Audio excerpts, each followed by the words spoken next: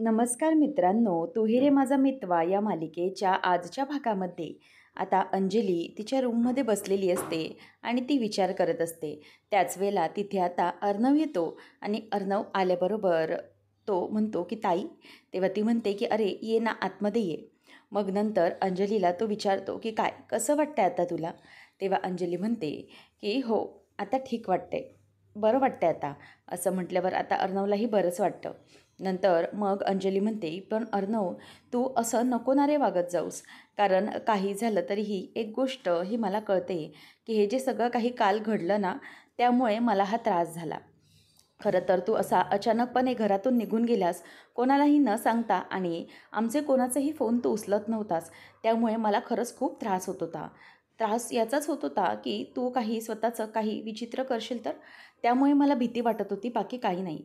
परंतु मला माहिती आहे ना की तू कसा वागू शकतोस ते. तुला कोणी हर्ट केलं किंवा तुला कोणीही अपमानित केलं तर तुला वाईट वाटतं आणि त्याचा त्रास तू स्वतःलाच करून घेतोस, हे मला चांगलंच माहीत आहे. त्यामुळे मला या सगळ्याची खूप भीती वाटत होती की तू काय करशील आणि काय नाही. आणि त्यामुळेच या गोष्टीमुळे मी जराशी घाबरले होते. म्हणून काल जेव्हा मला यांनी सांगितलं, जे काही घडलं त्याबद्दल त्यांनी मला जाणीव करून दिली, तेव्हा माझ्या लक्षात आलं की किती काही चुकू शकतं, किंवा जर तुझ्या बाबतीत काही चुकीचं घडलं तर तू काय वागू शकतोस याचाच विचार माझ्या डोक्यात सुरू होता. आणि त्यामुळे मी या गोष्टींमध्ये स्वतःला आवरू शकत नव्हते. तेव्हा मग आता तो म्हणतो की हो ताई, आय एम व्हेरी सॉरी. तेव्हा ती म्हणते की खरं तर या सगळ्याचा विचार माझ्या डोक्यामध्ये आला आणि माझ्या डोळ्यासमोर अंधारी आली. आणि डोळ्यासमोर अंधारी आल्यामुळे अचानक मी चक्कर येऊन खाली पडले. आणि माझंच मला समजलं नाही की हे सगळं मला तुझ्या काळजीमध्ये होत होतं. मला कळतंय चिंटू, हा सगळा त्रास तुला होतोय, परंतु मी काय करणार, त्यामुळे मला भीती वाटत होती. तू पुन्हा असं कधीही करणार नाहीस, मला प्रॉमिस कर.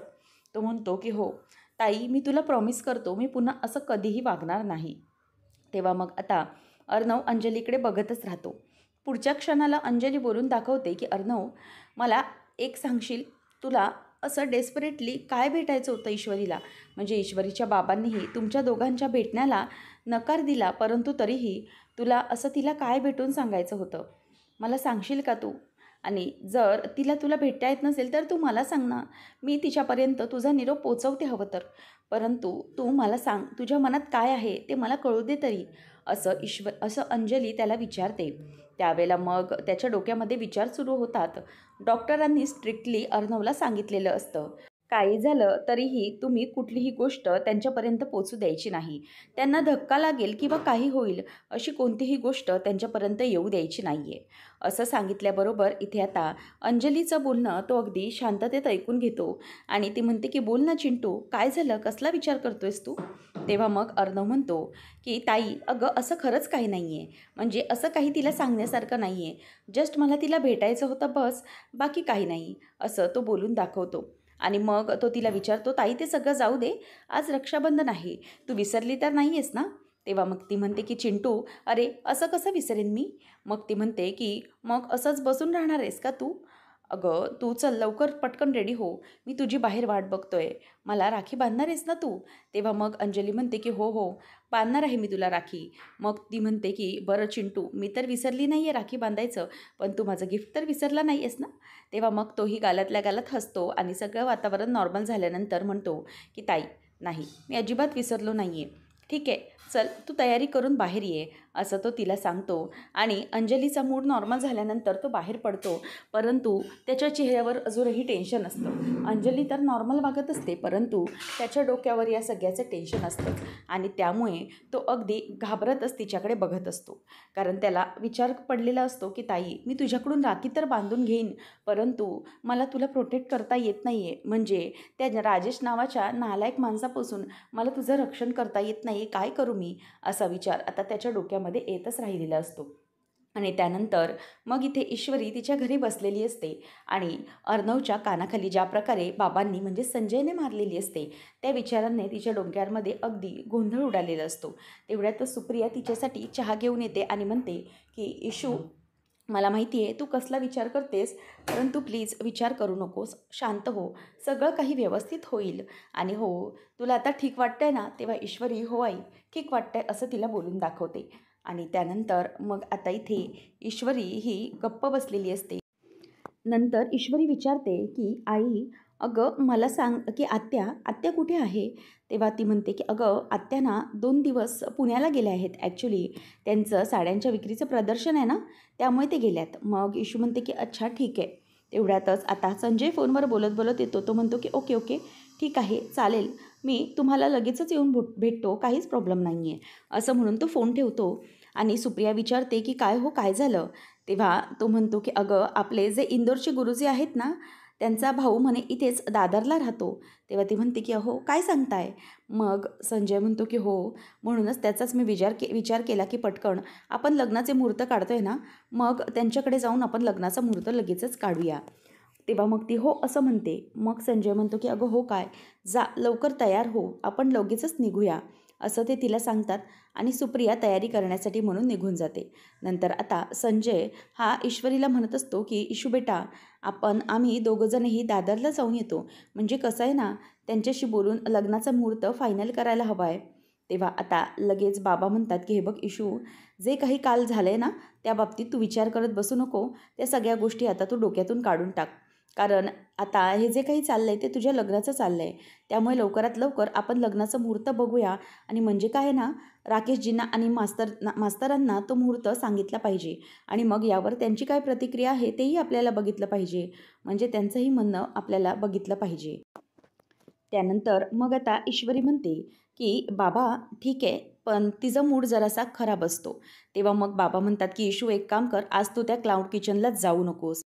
कारण काल अर्णव भेटायला आला होता, तसंच तो उद्याही पुन्हा तिथे तुझ्याशी बोलण्यासाठी येईल किंवा आज. त्यामुळे तू तिथे जाऊ नकोस सध्या.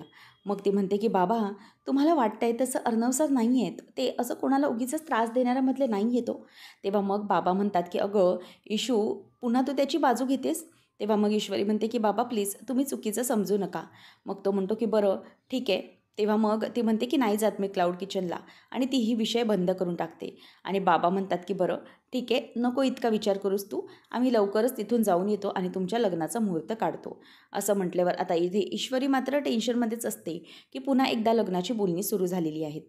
तर इथे अर्णव हा त्याच्या रूममध्ये अगदी रागारागाने त्याचा राग व्यक्त करत असतो. आणि त्याच वेळेला मग तिथे आता त्याला आठवतं की कशाप्रकारे राकेशने धमकी दिलेली असते की तो माझा गळा दाबून मला मारशील तर तुझी ती गोंडस बावळट बहीण विधवा नाही का रे होणार, असं त्याला आठवतं आणि त्याला त्रास होत असतो.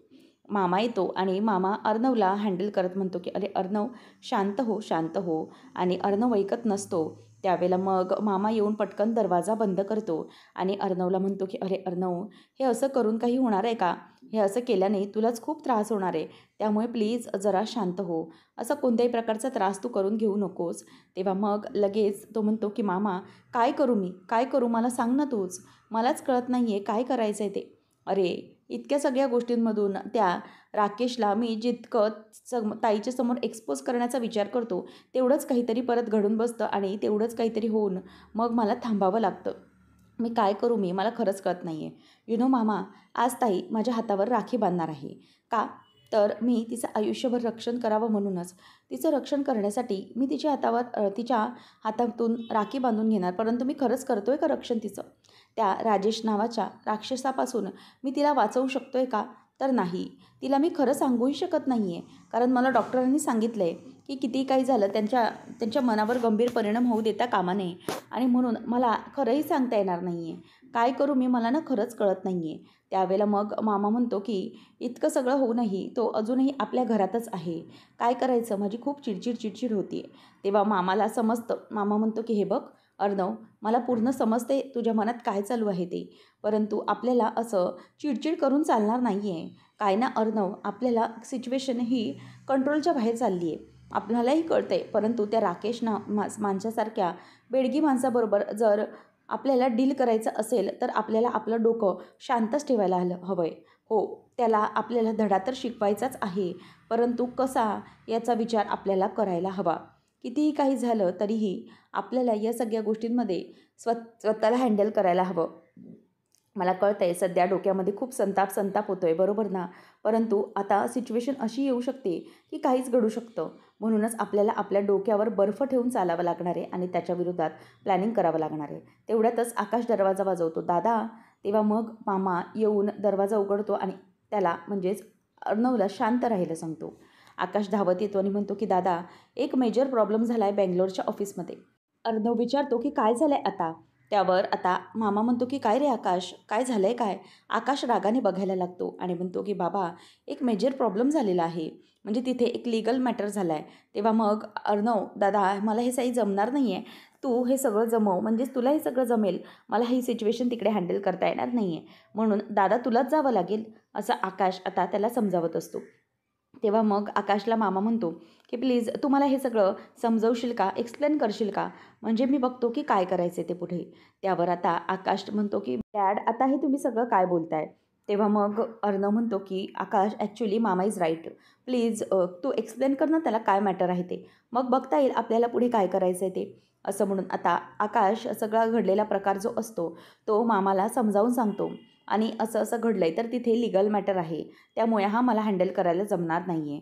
म्हणूनच आकाश सगळ्या गोष्टी सांगत असतो आणि त्याच वेळेला राकेशबद्दल कसा शह द्यायचा याचा विचार आता अर्णव आणि मामाच्या मनामध्ये सुरू झालेला असतो. आकाश सगळं काही मामाला एक्सप्लेन करत असतो आणि त्यामुळे मामा त्या गोष्टीचा विचार करत असतो. तर इथे ईश्वरी ही गप्प बसलेली असते. नमू तिकडे येते आणि म्हणते की इशू, अगं काय चाललं आहे काय तुझं, म्हणजे मी तुला समजते आणि तू तू असं काय बघत चालली आहेस आणि तुझ्या डोळ्यावर हे टेन्शन कसलं आहे सततचं. अगं इशू, जर तुला त्यांच्याशी लग्न करायचं नसेल राकेशजींशी, तर तसं बाबांना तू सरळ सांगून टाक ना. तू उगीच या गोष्टीमध्ये कशाला अडकून राहतेस. मला कळतं आहे की सगळ्या गोष्टींचा तुला खूप त्रास होतो आहे, मग तू काय या गोष्टींमध्ये अडकून राहतेस. जर तुला हे लग्न करायचंच नसेल आणि त्यामध्ये तू हॅप्पी नसशीलच तर मग काय आहे. तेव्हा ती म्हणते की ताई, अगं अशी कोणतीच बात नाही आहे आणि मला टेन्शन आहे, कारण एकदा जेव्हा लग्न होत असतं तेव्हा मुलीला टेन्शन येणं साहजिक आहे, कारण सगळं नवीन असणार आहे, नवीन घरात आपण जाणार आहे, सगळ्या नवीन गोष्टींशी जुळून घ्यावं लागणार आहे. मग मला टेन्शन नाही का येणार, तेवढंच टेन्शन आहे, बाकी काही नाही. त्यावेळेला मग नम्रता म्हणते की हे बघ इशू, मी ना तुला अगदी व्यवस्थित ओळखते, तुला याच गोष्टींचं टेन्शन असतं तर तुझा चेहरा इतका असा पडला नसता. परंतु इशू, तुला फक्त त्याच गोष्टींचं टेन्शन नाही आहे, तू वेगळ्या गोष्टींचा विचार करतेस, हे लक्षात येत आहे का तुझ्या. अगं इशू, तू समजून घे, प्लीज समजून घे. अगं या सगळ्या गोष्टींमुळे खूप मोठे प्रॉब्लेम्स होत आहेत. अगं तू स्वतःशीच खोटं बोलतेस असं वाटतंय मला, आणि आत्तापर्यंत माझी इशू मला कधीच अशी दिसली नव्हती, इतकी टेन्शनमध्ये, इतकी माझी हसत खेळत दुसऱ्यांना आनंदी ठेवणारी आणि स्वतः आनंदी राहणारी माझी इशू आज अशी सतत मला गोंधळल्यासारखी दिसते, टेन्शनमध्ये असल्यासारखी दिसते. सततच तिच्या चेहऱ्यावर आणि डोळ्यात कसली तरी भीती आणि काळजी मला दिसत असते. मग अशी इशू तर माझी नव्हती पहिले, मग असं का आहे. त्यावेळेला ती म्हणते की ताई, प्लीज असं तू काही चुकीचा विचार करू नकोस. अगं असं काहीच नाही आहे, मी कशाला टेन्शनमध्ये असेन. अगं या गोष्टी घडत आहेत त्यामुळे मला जरा काळजी वाटते, बाकी काही नाही. त्यावेळेला मग नम्रता बोलून दाखवते की हे बघ इशू, एकच गोष्ट नक्की आहे, ती म्हणजे की तू या बाबतीत स्वतःलाच कन्फर्म करू शकलेली नाही आहेस. अगं त्या राकेशजींशी लग्न करण्याची तुझी अजिबात इच्छा नाही आहे. अगं तू अर्णव सरांबाबत विचार करत असतेस सतत, हे तुला का कळत नाही आहे. अगं अर्णव सर काय करत असतील, किंवा त्यांना काय आवडेल काय नाही आवडत, किंवा त्यांना तू सतत मिस करत असते, तुला अर्णव सरांची काळजी वाटत असते, याचा विचार तू करतेस का कधी, की ही फिलिंग तुझी काय आहे, नेमकं कशाबद्दल हे आहे, याचा विचार जरा कर, म्हणजे तुला समजेल की तुला नक्की काय हवं आहे आणि काय नाही. तेव्हा आता ईश्वरीला ती म्हणते की विचार कर इशू, अजूनही वेळ हातातली निघून गेलेली नाही आहे. अगं अर्णव सर तुला आवडतात आणि त्यांच्याशी तुझी मैत्री आहे आणि त्याबद्दल तुला सतत काळजी वाटत असते. या सगळ्या गोष्टींचा विचार तुला करायला हवा आहे आणि खरं तर आपण इशू या सगळ्यातून मार्ग काढायला हवा आहे, ना की त्याच्यामध्ये आपल्याला अडकून पडायचं आहे. त्यामुळे तू हा विचार कर शांतपणे की तुला नक्की काय हवं आहे. तुझ्या डोळ्यासमोर मी जे सांगते तेच उत्तर असेल बघ तू, कारण राकेशजींबद्दल तुला तसं काही वाटत नाही, जी गोष्ट वाटायला हवी ती वाटत नाही आहे तुला, आणि ते मला मोठी ताई म्हणून समजून येते. म्हणून इशू, मी तुला रिक्वेस्ट करते की प्लीज प्लीज या सगळ्यामध्ये अशी गोंधळून पडू नकोस, अजूनही तुझ्याकडे वेळ आहे. तू बाबांना काही ते खरं खरं सांग आणि मग तुझ्या लक्षात येईल की तुला नक्की काय हवं आहे, आणि तो आनंद तुझा काही वेगळाच असणार आहे. त्यावेळेला नम्रता ही पूर्ण पोटतिडकीने ईश्वरीला समजावते आणि त्यावेळेला इशू म्हणते की ताई, नाही, खरंच असं काही नाही आहे माझ्या मनामध्ये, तू जे काही विचार करतेस ना तो पूर्णपणे चुकीचा आहे, आणि खरंच अर्णव सरांबाबतीत माझ्या मनात असं काहीच नाही आहे, आमची फक्त मैत्री आहे, बाकी काही नाही. त्यावेळेला आता ईश्वरी ही असं बोलल्यामुळे नम्रता तिच्यावर खूप चिडलेली असते. त्यानंतर आजी ही डायनिंग टेबलवर बसलेली असताना तिथे वल्लरी येते आणि वल्लरी म्हणते की आई मला ना जरा काळजीच वाटते आहे. म्हणजे तुम्हाला कोणाबद्दल काळजी वाटते हे मला समजत नाही आहे. ती म्हणते की मला माझ्या दोन्ही नातवंडांची काळजी वाटते आहे. त्यावर आता लगेच वल्लरी म्हणते की हो हो, अगदी बरोबर आहे आणि साहजिकच आहे तुमचं. पण एक गोष्ट लक्षात घ्या आई, की आपल्या अंजलीची काळजी घेण्यासाठी जावई बापू आहेत.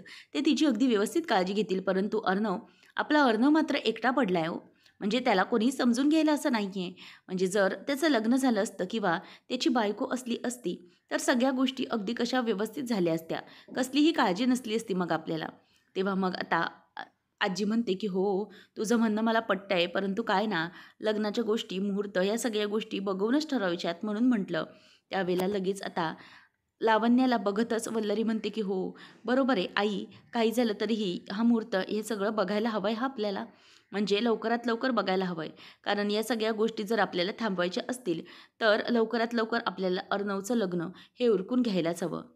किती काही झालं तरीही. त्यावेळेला आता आजी विचारच करत बसलेली असते आणि मग तिला टेन्शन येत असतं, की पुढे कसं काय करायचं आहे. त्याच वेळेला लावण्य येते आणि आजी असा आवाज देत गुड मॉर्निंग असं म्हणून तिच्या पाया पडते. तेव्हा आजी सुखी राहा असं म्हणते आणि बस ना असं सांगितल्याबरोबर म्हणते, की "काय गं, आज तू सकाळी सकाळी आलीस?"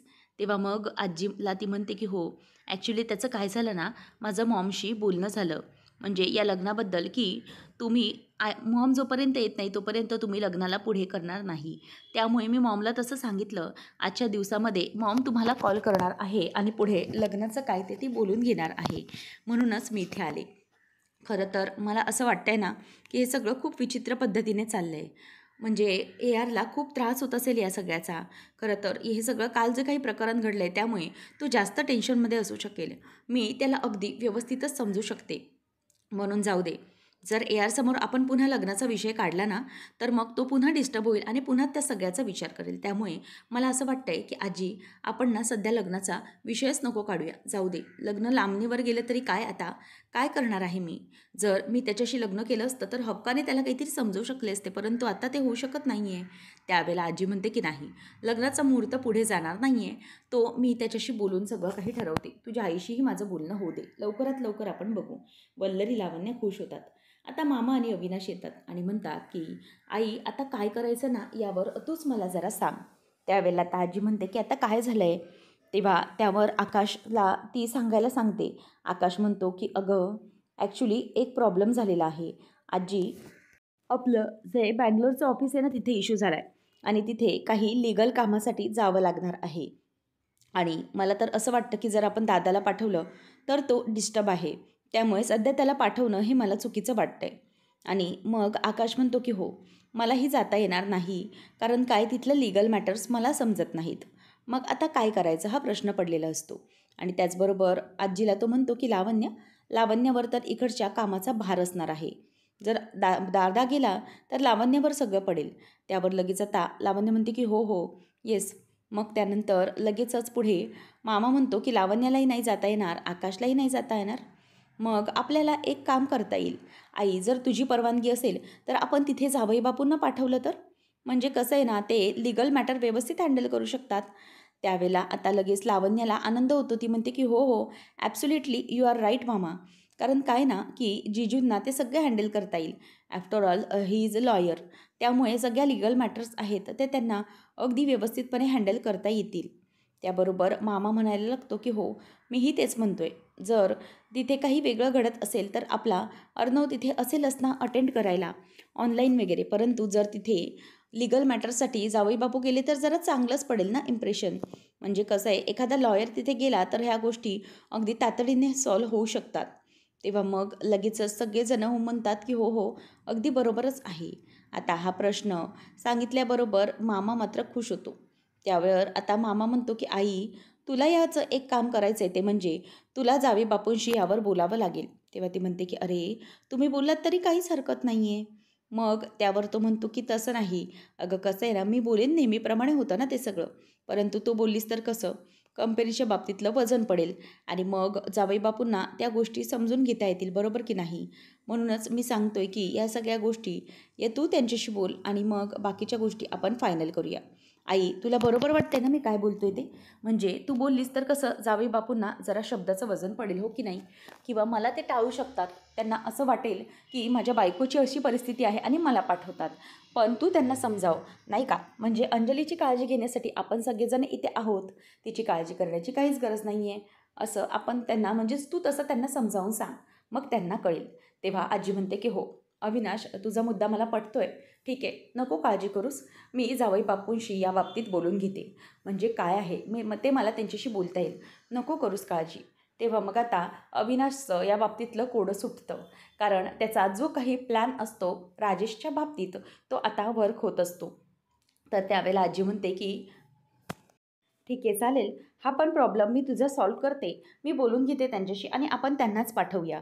असं म्हटल्याबरोबर इथे लावण्या, वल्लरी दोघीही खुश होतात. कारण ना अर्णव जाणार असतो ना लावण्या. परंतु मामाचा प्लॅन हा त्यांना काही माहीतच नसतो आणि म्हणून त्या दोघी खुश असतात. तर मामा इथे मस्तपैकी आनंदातच असतो. इथे ईश्वरी ही नम्रताला म्हणत असते की ताई, प्लीज तू कुठलीही गलतफहमी करून घेऊ नकोस. तेव्हा मग आता नम्रता म्हणते की गलतफहमी? मी गलतफहमी करून घेते असं वाटतंय का तुला? अगं, मी तुझी मोठी ताई आहे इशू, आणि तुला काय वाटतं काय नाही हे मला अगदी व्यवस्थितपणे समजतं. त्यामुळे तू प्लीज असा काहीही चुकीचा विचार करू नकोस. आणि ठीक आहे. तेव्हा मग ईश्वरी म्हणते की ताई, अगं मी तुला सांगते ना की असं काही नाही आहे. या लग्नामुळे मी खूप खुश आहे. त्यामुळे प्लीज तू उगीचच दुसरं काहीतरी मनामध्ये आणू नकोस आणि त्याचा विचार करत बसू नकोस. त्यावेळेला नम्रता म्हणते की बरं ठीक आहे. तुला असं वाटतंय ना की मी काहीतरी मनामध्ये आणते आणि मी त्या सगळ्या गोष्टीचा विचार करत बसते. पण इशू, तू स्वतःच्या मनाला एकदा विचार ना शांतपणे की मी काय बोलते ते. ठीक आहे, तुला मला काही सांगायचंच नसेल ना, नको सांगू. आज माझ्या लक्षात आलं की मी बहीणजीला मानते ती मला परकी मानते. कारण आतापर्यंत आज माझी इशू मला सगळं शेअर करत आली होती. तिने मला आजपर्यंत सगळ्या गोष्टी खऱ्या खऱ्या सांगितल्या. परंतु आज ती मला मनातलं सांगायला तयार नाही. म्हणजे ती मला परकं समजते. ठीक आहे, तुझ्या मनातलं तुझ्याकडेच ठेव. नको सांगूस तू मला. परंतु इशू, एक गोष्ट मी तुला नक्की सांगेन की तू आता जे काही वागते ना त्याचा पुढे तुला जाऊन खूप मोठा पश्चाताप होणार आहे. मग त्यावेळेला कोणीच काही करू शकणार नाही. म्हणून ठीक आहे, तुला मला नसेल सांगायचं तर नको सांगू, असं म्हणून चिडूनच तिथून नम्रता निघून जाते. ईश्वरीही आता खूप हर्ट होते.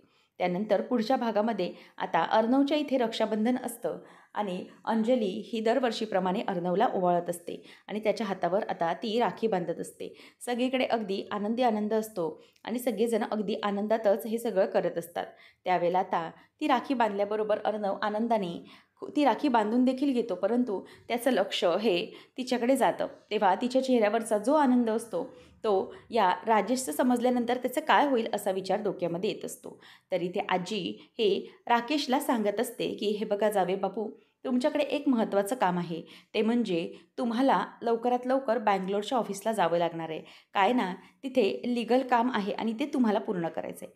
तेवढ्यातच तिथे आता मामा आलेला असतो आणि मामा आल्याबरोबर आता आजीला तो ते सगळं सांगायला लागतो.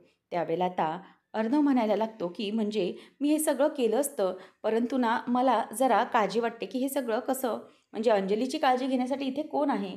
त्यावेळेला आता आजी ही सांगायला लागते की आम्ही आहोत, तुम्ही नका काळजी करू. आणि मामा हे सगळं आता ऐकत राहिलेलं असतो. तर इथे आता बाबा आलेले असतात आणि म्हणतात की इशू, अगं आम्ही गुरुजींशी बोलून आलो आहे आणि लग्नाचा लवकरचाच मुहूर्त काढला आहे. नमू विचारते की बाबा कधीचा? तेव्हा ते म्हणतात की अगं कधीचा म्हणजे काय? त्यांनी बरेच मुहूर्त दिले, परंतु पहिला मुहूर्त शोधला तो म्हणजे येत्या 15 दिवसांवरती लग्नाचा मुहूर्त आहे. आता त्यांच्याशी बोलून घेतलं पाहिजे, घाई केली पाहिजे, असं बाबा म्हणतात. तेव्हा ईश्वरी मात्र शॉक राहते. आता नेमकं पुढे काय घडणार पाहणं रंजक ठरेल. अशाच अपडेटसाठी चॅनलला सबस्क्राईब करा.